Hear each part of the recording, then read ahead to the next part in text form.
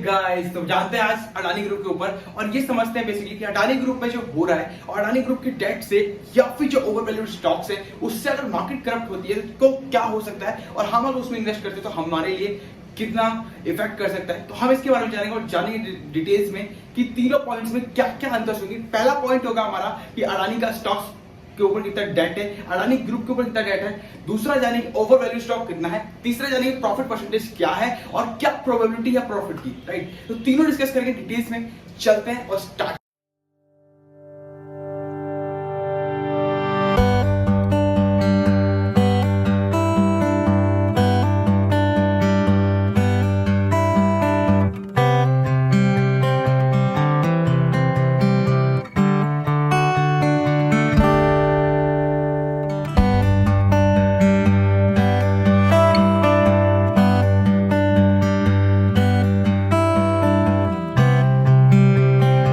पहला बात जानते हैं, मान लो कि मार्केट में आए हैं। मार्केट में आने के बाद इन्वेस्टमेंट स्टार्ट करिए। स्टार्ट करने के बाद क्या होता है कि हमें एक स्टॉक ऐसा पिक करना है जो हमें अचानक प्रॉफिट देखे। बिल्कुल सही बात है। बट यहाँ पे अगर आप बात करते हैं अडानी स्टॉक की, तो अडानी स्टॉक की जगह पे अगर आप देखोगे तो मार्केट में डेट 2.6 ट्रिलियन डॉलर का है। तो पहला पॉइंट हमारे डेट के ऊपर 2.6 ट्रिलियन डॉलर भी क्रॉस कर चुका है ऑलरेडी मार्केट में, यानी 2.6 lakh crore rupees already market में क्रॉस कर चुका है उनका डेट। तो क्या हमारे लिए अच्छा संदेश है कि हम इसको इन्वेस्ट करके मार्केट में अपने स्टॉक को, जो भी हमारा पोर्टफोलियो है उसमें हम इस स्टॉक को ऐड करें। अगर आप देखोगे इसी जगह पे तो 2.6 ट्रिलियन डॉलर के हिसाब से मार्केट में जो कंपनी का जो प्रॉफिटेबिलिटी है वो कुछ नहीं है, बट लेकिन कंपनी के पास लोन इतना है। और हर बार क्या होता है कि कंपनी का स्टॉक प्राइस भागा जा रहा है, तो स्टॉक प्राइस की जगह पे वो क्या करते हैं कि पूरा जो स्टॉक भाग रहा होता है उसका जो शेयर है वो जाकर बैंक के पास गिरवी रख देते हैं, उससे वापस एक लोन लेकर के नया आ जाते हैं और उस लोन अमाउंट से दूसरी चीज में इन्वेस्ट करके कुछ नया करना सोचते हैं। क्या ये सही है?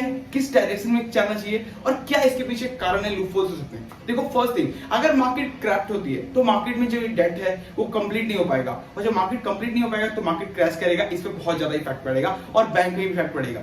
और मैं आपको बताना चाहूंगा कि 95% जो इस पूरी जो लोन का फंड है, जो पूरा 2.6 ट्रिलियन डॉलर का जो क्रॉस कर रहा है, 2.6 लाख करोड़ रुपीस का जो क्रॉस कर रहा है, उस अमाउंट में से 95% जो पैसा है वो पीएसयू बैंक यानी पब्लिक सेक्टर बैंक से दिया गया है। अब उसमें भी दिक्कत ये है कि पूरा जो बैंक है उसमें 30% का जो पैसा है वो ऑलमोस्ट एसबीआई से पास हुआ है। तो 30% का पैसा एसबीआई ने दिया है उसमें 95% में से।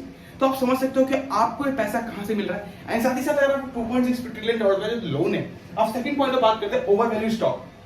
राइट नाउ अगर आप देखोगे तो स्टॉक मार्केट में जो प्राइस है हर एक कंपनी का, चाहे अडानी ट्रांसमिशन हो, अडानी गैस हो, या फिर अडानी पोर्ट्स हो, या फिर कोई सा भी शेयर उठा लो उनका, और या अडानी पावर ही क्यों ना हो, बट उस स्टॉक के मुकाबले, और अगर आप स्टॉक मार्केट में देखोगे तो स्टॉक मार्केट में जो लिस्ट है उस लिस्ट के हिसाब से जो स्टॉक के प्राइस के हिसाब से पी रेशियो होना चाहिए वो ऑलमोस्ट 30 या 40 का होना चाहिए। पर उसी जगह पे आपको इस कंपनी का पी रेशियो 10 गुना, 20 गुना, 30x में आपको मिल रहा होता है।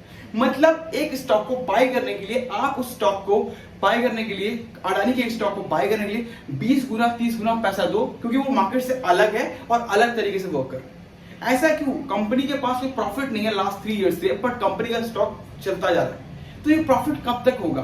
और कंपनी के पास प्रॉफिट है तो 10 to 20 करोड़ का प्रॉफिट हुआ, उस प्रॉफिट के ऊपर भी जो कंपनी है वो अगर मार्केट में पी लेकर जाते हैं तो पी उनका बढ़ जाता है। अब पी 500, 800, 1000 का हो जाता है। और उसी जगह पे अगर मार्केट में लिस्टेड कंपनियां देखोगे तो वो आपको 100 पी पे या फिर 80 पी पे मिल रही होती है, जहां पे अडानी का स्टॉक 1000 पी पे मिल रहा होता है। तो इस जगह पे आपको क्या करना चाहिए ये आप खुद से देख सकते हो और एनालाइज करके खुद से स्टॉक को देख सकते हो कि आपको ये लेना चाहिए या नहीं लेना चाहिए। उसके बाद बात करते हैं थर्ड पॉइंट पे, प्रॉफिट प्रोबेबिलिटी क्या है। मार्केट में ऐसा कहा जाता है कि मार्केट में अडानी स्टॉक कहते हैं कि राइट नाउ अभी हमारे पास प्रॉफिट नहीं है, बट स्टिल हम मानते हैं कि हमारा आने वाले टाइम पे हमारा प्रॉफिट होगा, और इस तरीके से हम जो स्टॉक का प्राइस है वो रिड्यूस हो जाएगा, सब कुछ स्टेबल हो जाएगा। बट ऐसा कब तक होगा, क्यों नहीं होगा, सारी चीजें अलग है। आप वहीं बात करते हैं कि दो स्टॉक्स और, जैसे कि आप देखो अंबानी ग्रुप या फिर टाटा ग्रुप को, इनके पास भी लोन है, इससे ज्यादा है, बट उनके पास प्रॉफिट परसेंटेज ज्यादा है और सारी चीजें अलग अलग तरीके से डिफाइंड है। बट यार प्रॉफिट परसेंटेज लास्ट 3 ईयर से नहीं था, अभी भी नहीं है कंपनी का, बट कंपनी को लोन मिल रहा है, कंपनी आगे प्रोड्यूस हो रही है एंड साथ ही साथ वो वर्क भी कर रही है, बट कंपनी का प्रॉफिट नहीं है, कंपनी का कोई भी पैसा वापस नहीं आ रहा मार्केट में लास्ट 3 ईयर से, एंड कंपनी को अभी भी लोन मिल रहा है। जो भी स्टॉक का प्राइस भाग रहा है उस स्टॉक के प्राइस को उठा करके कंपनी क्या करती है, बैंक को गिरवी में रख देती है, उस पैसे से उठा करके बैंक से जो पैसा उठाया है उससे एक नई चीज को स्टार्ट कर दिया डेट के रूप में। तो अब आप देख सकते हो कि क्या कितना डेट है, 2.6 ट्रिलियन का ओवरवैल्यू स्टॉक है, ऊपर से प्रॉफिट प्रोबेबिलिटी कुछ भी नहीं है। तो कंक्लूजन लास्ट में ये आता है कि आपको क्या करना चाहिए, आपको सिलेक्ट करना चाहिए या अवॉइड करना चाहिए। मैं कहूं तो अगर मार्केट में अगर थोड़ा सा मार्केट और करप्ट होता है, मान लो कि मार्केट कल 16,500 के आसपास या 16,000 के आसपास स्टैंड करती है, तो मार्केट में सबसे ज्यादा लूज ये करेंगे, बिकॉज मार्केट में कोई भी प्रॉफिट नहीं है एंड पूरा पैसा डेट से है। हो सकता है जो डेट वाला अमाउंट है वो वापस ना जा पाए, तो उस जगह पे जो है मार्केट क्रैश करे। तो मार्केट क्रैश करे तो इनके ऊपर जो है सबसे बड़ा प्रभाव पड़ेगा। ऐसा आप भी चेकआउट कर सकते हैं एनालिसिस करके। पहले आप जाइए टिकट टैब पे, टिकट टैब से स्टार्ट करिए पढ़ना एंड उसके बाद सारे स्टॉक को एनालाइज करके इनके annual report, profit and loss statement and cash flow पढ़ने के बाद आपको समझ में आ जाएगा कि क्या सच है और क्या सच नहीं है। तो दोनों चीजें सब समझ में आ जाए देन उसके बाद आप स्टॉक को इन्वेस्ट कर सकते हैं। अगर आपको अच्छा लगे देन, अगर नहीं लगता है आप अवॉइड कर सकते हैं, किसी और स्टॉक को पोर्टफोलियो में ऐड कर सकते हैं। राइट, वीडियो अच्छी लगी तो लाइक कर लीजिएगा, शेयर कर लीजिएगा। Thank you so much guys. Channel को सब्सक्राइब नहीं किया है, सब्सक्राइब करना मत भूलिएगा। मिलते हैं नेक्स्ट वीडियो। जय हिंद।